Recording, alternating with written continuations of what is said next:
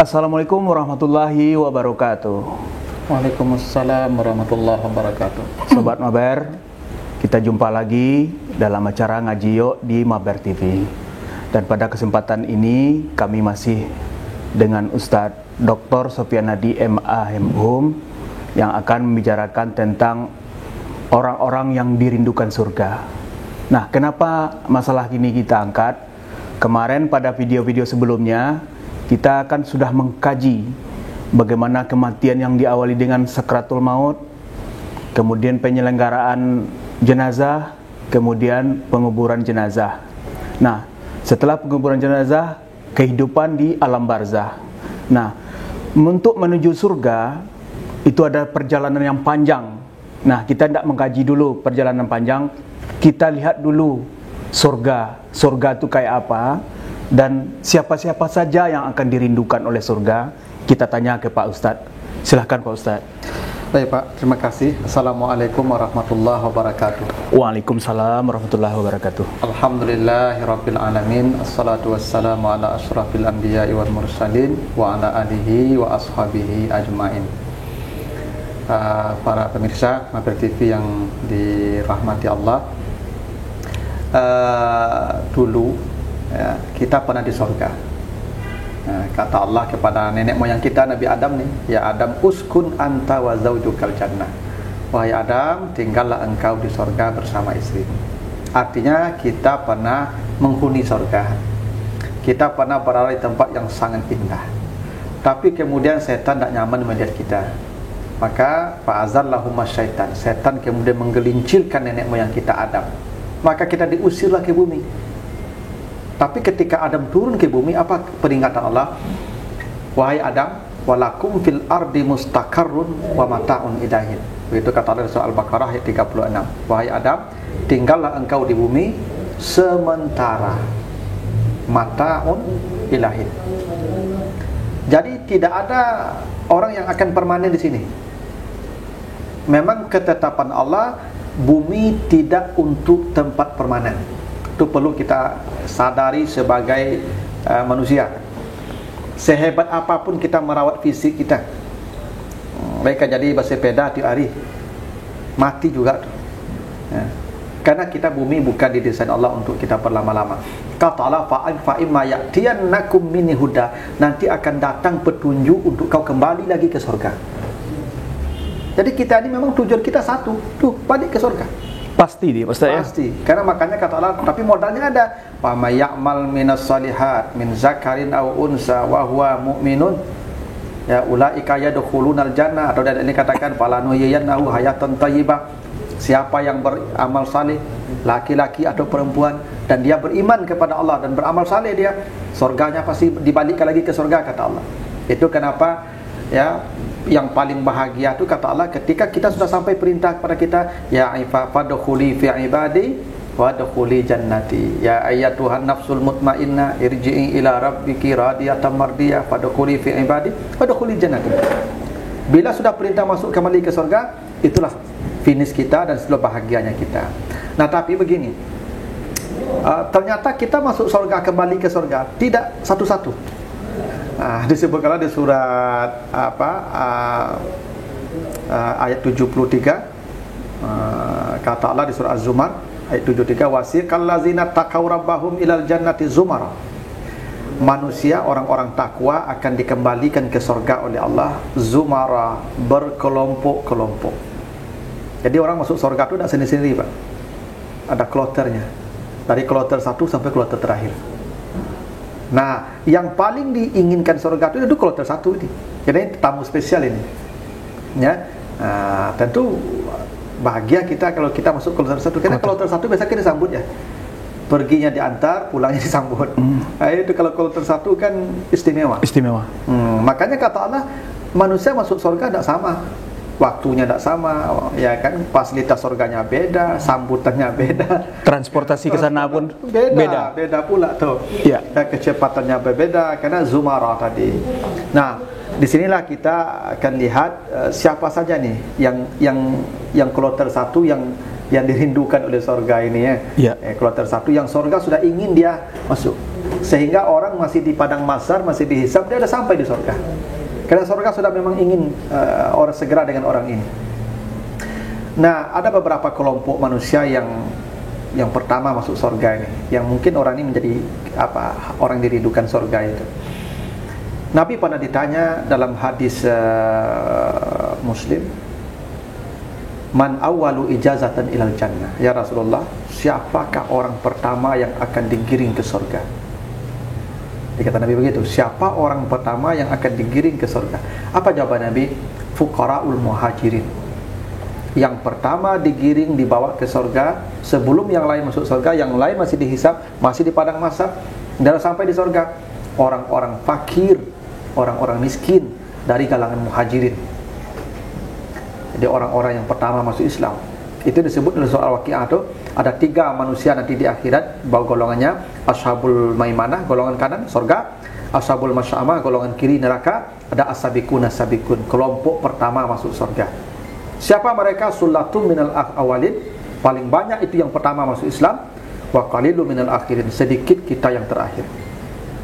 Jadi yang pertama masuk surga itu adalah orang-orang miskin. Itulah kenapa Nabi Adam katanya berdoa, ya Allahumma ahyina miskinan, ya Allah hidupkan saya sebagai orang miskin, wa amitna miskinan, matikan saya sebagai orang miskin, wahsyurnal ma'al masakin, kumpulkan saya di akhirat bersama orang miskin. Kenapa? Orang miskin perlu dulu masuk surga. Itu kenapa ada hadis Nabi, ya yadkhulu fuqara'ul muslimin qablal aghniya binisfi yawm wa huwa 500 am. Orang miskin lebih dulu masuk surga dari orang kaya 500 tahun. Nah, jadi kalau ada orang kaya paling dulu masuk surga, terlambat 500 tahun dari orang miskin. Ya memang kenapa orang miskin lebih cepat masuk surga? Karena hisabnya lebih ringan kan. Ibarat kita sini lah, kalau kita ke supermarket, belanjanya makin banyak barang masuk gerobak, makin lama dikasir berdiri. Ya pasti lebih baik ambil barang, langsung suruh pergi. Iya. Kira-kira begitu di mana-mana. Iya. Makanya Abu Bakar itu sebelum meninggal kasih atas semua tuh. Ya, kasih aja semua, tidak ada lagi yang tinggal sama dia. Karena takut ditanya nanti di akhirat. Tapi tidak semua orang fakir yang paling dulu masuk surga. Itu orang fakir yang seperti muhajirin. Mereka fakir tapi membela agamanya, gairah beragamanya paling tinggi. Orang-orang muhajirin itu seperti siapa? Abu Hurairah, seperti Muaz bin Jabal, seperti Ibnu Umar tuh orang-orang miskin mereka. Tapi mereka punya semangat keagamaan yang luar biasa. Bahkan mereka paling banyak meriwayatkan hadis tuh.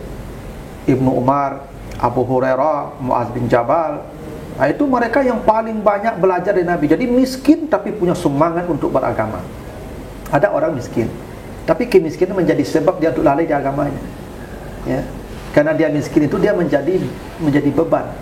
Abu Hurairah itu bercerita, kami tidak pernah jadi beban orang. Memang kami miskin.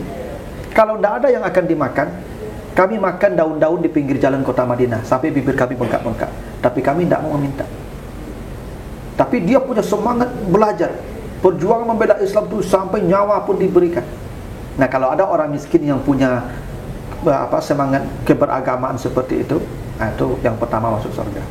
Tapi di hadis lain, hadis riwayat Muslim dari Abu Dzar Al-Ghifari, orang miskin yang dikatakan masuk surga pertama ini mengadu pula ke Nabi. Ja'a fuqara'ul muhajirin ila Nabi. Datang orang-orang miskin dari kalangan muhajirin bertemu Nabi. Apa kata mereka? Ya Rasulullah, zahaba ahlud dusur bil ujur. Nanti orang-orang kaya ini yang di Madinah ini, orang-orang kaya ini lebih dulu masuk surga dari kami. Surganya lebih tinggi pula dari kami. Nabi kaget, kaifazat? Kenapa bisa orang kaya ini lebih dulu masuk surga? Kenapa bisa begitu? Apa jawaban mereka? Yusalluna kama nusalli, yasumuna kama nasum. Kami salat, mereka salat. Kami puasa, mereka puasa. Kami tahajud, mereka tahajud. Kami baca Quran, mereka baca Quran. Tapi mereka bersedekah, kami tidak punya uang. Mereka bantu anak yatim, kami tidak punya dana. Mereka bantu orang miskin, kami tidak punya biaya. Mereka pergi haji umrah, kami tidak punya biaya. Maka kata Nabi begini, hal u'allimukum syai'an tasbiquna bihi ilal jannah. Maukah kalian saya ajarkan satu kalimat yang dengan itu kalian bisa mendahului yang kaya masuk surga? Senang mereka, ya Rasulullah, bala ya Rasulullah, ajarkanlah kami apa itu jimat, semacam jimat lah, yang bisa mendahului orang kaya masuk surga. Apa kata Nabi? Antusabbihu kulla dubur salati salasan wa salasin, wa tahmadullah salasan wa salasin wa tukabbirullah salasan wa salasin. Setiap selesai salat wajib di 5 kali sehari semalam ni. Ya. Setelah salat wajib selalulah baca subhanallah subhanallah subhanallah 33 kali. Ya. Bacalah alhamdulillah alhamdulillah alhamdulillah 33 kali. Bacalah Allahu akbar Allahu akbar Allahu akbar 33 kali. Dan yang ke-100 genapkan dengan Allahu la ilaha illallah wahdahu la syarikalah lahul mulku wa lahul hamdu wa huwa ala kulli syai'in qadir. Kalian lebih dulu masuk surga. Maka bahagia orang-orang miskin ni. Akhirnya kita dulu juga masuk surga ni. Pulang mereka. Besok pagi ramai-ramai datang lagi ketemu Nabi. Orang kaya melakukan seperti itu. Oh ya, tandang. Kenapa datang lagi kata Nabi pada orang miskin ni? Bocor. Bocor bagaimana? Itu yang kemarin ada orang kaya mendengarnya, sudah mereka baca pula ramai-ramai. Apa jawaban Nabi? Zalika fadlullahu ba'dahum ala ba'din. Kalau begitu orang kayanya wajar mereka lebih dulu masuk surga dari kalian. Memang mereka ahli sedekah. Memang mereka bantu anak yatim, orang miskin, pergi haji, umrah, biaya semua dikasih untuk agama. Dan ibadah mereka tidak kalah pula dari orang miskin. Kan ada orang kaya begitu bangun masjid, dia bangun panti, bangun yayasan, dia kasih makan anak yatim. Itulah orang pertama masuk surga. Kenapa? Ada sebuah katanya itu hadis walaupun dianggap itu lemah. Itu orang kaya itu lebih baik daripada orang miskin. Ya, orang kaya yang saleh lebih baik pada orang miskin yang saleh. Kenapa? Orang kaya yang saleh ini banyak yang bisa dibuat daripada orang miskin yang saleh.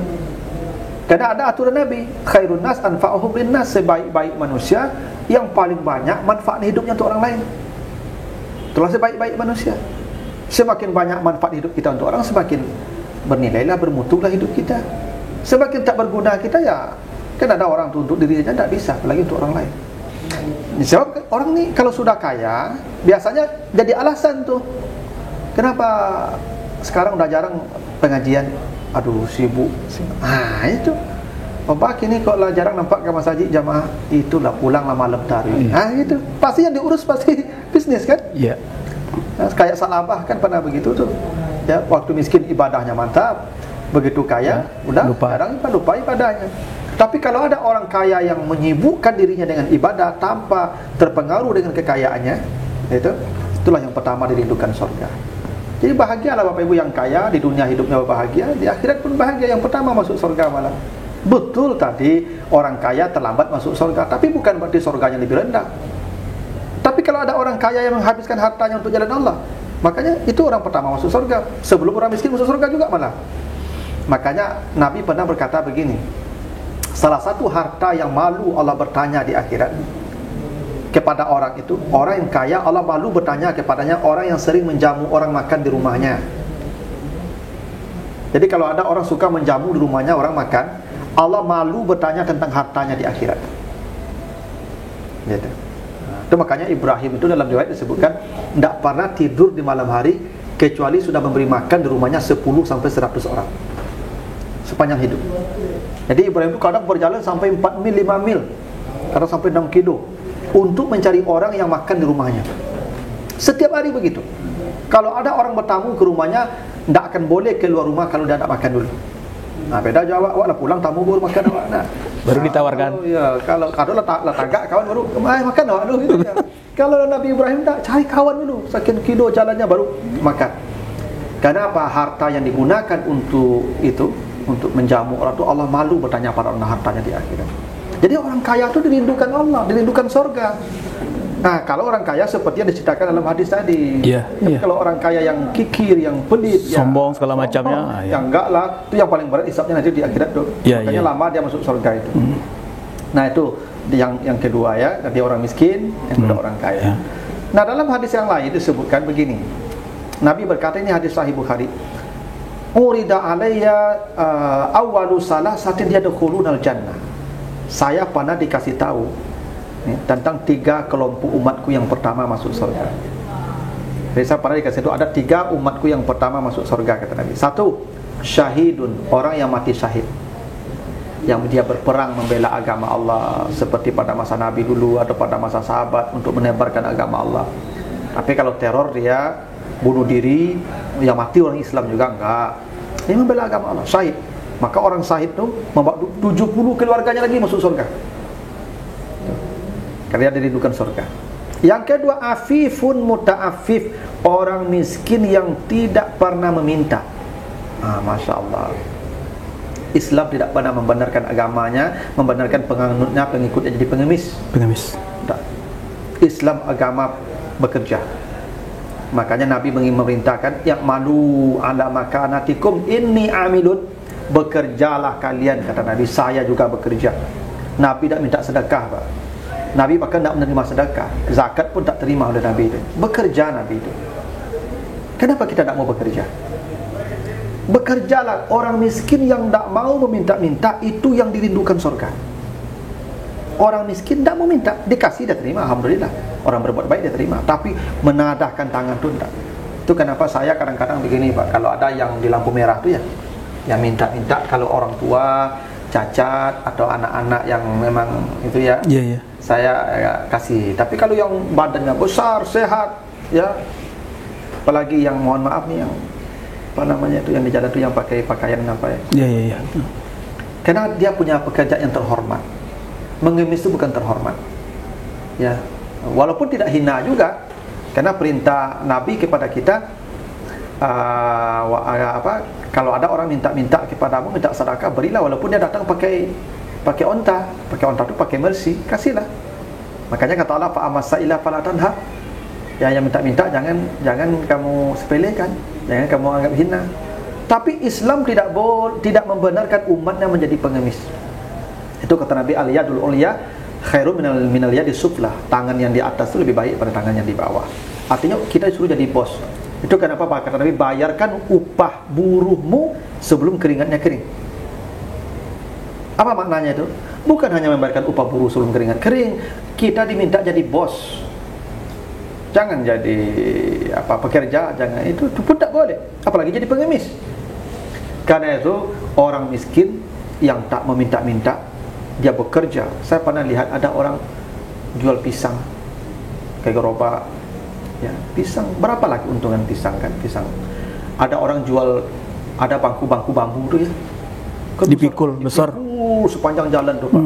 Siapa yang mau beli? Ya, kalaupun dia beli, berapalah dia beruntung. Tapi begitu dia menjaga harga dirinya, dan itu orang dirindukan surga. Orang yang menjual pisang di gerobak itu yang dirindukan surga. Bapak-bapak yang memikul bangku-bangku bambu itu sepanjang jalan itu yang dirindukan surga. Dan dia yang pertama masuk surga. Saya pernah lihat juga ada bapak-bapak yang jual mainan boneka-boneka untuk anak-anak. Ada yang mau beli, tapi itu yang pertama masuk surga. Ada yang jual jeruk nipis yang sebenarnya tidak laku juga. Itu makanya saya pernah lihat di lampu merah ini jual sapu lidi. Ya.